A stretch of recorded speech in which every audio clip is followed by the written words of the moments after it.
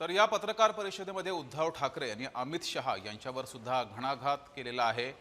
किरेन रिजिजू यांना मंत्रिमंडळातून काढा, मांसाहार करणाऱ्यांना सोबत कसे बसवता, असा घणाघात हा उद्धव ठाकरे यांनी केलाय।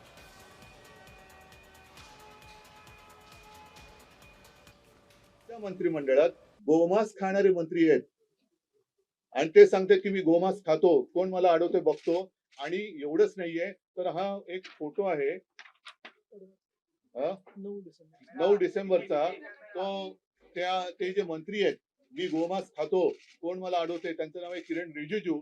त्यांच्या बरोबर अमित शहा जेवतायत। आता त्यांच्या थाळीत आणि यांच्या थाळीत काय आहे मला माहिती नाही, पण अमित शहाना जर हिम्मत असेल, माझ्या हिंदुत्वावरती त्यांना शंका घ्यायची असेल, तर पहिलं रिजिजूंना त्यांनी मंत्रिमंडळातून काढलं पाहिजे, कारण रिजिजू गोमांस खातात ते स्वतः ते बोललेले आहेत।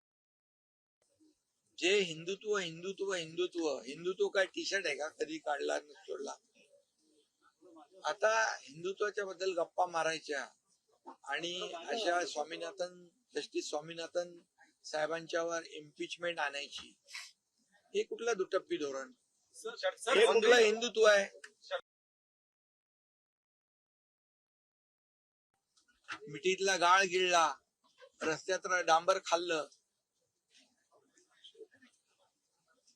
डेड बॉडी बॅग मध्ये पैसे खाल्ले, खोटी कोविड सेंटर उभी करून मड्याच्या टाळूवरचं लोणी खाल्लं। अशा लोकांनी अमित शहा साहेबांवर बोलणं ही मोठी शोकांतिका आहे। आणि म्हणून मला वाटतं कुठंतरी बॅलन्स गेलेला दिसतोय।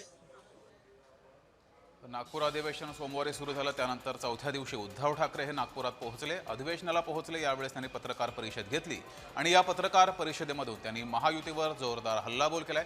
एकनाथ शिंदे, अमित शहा यांच्यावर घणाघात केलाय।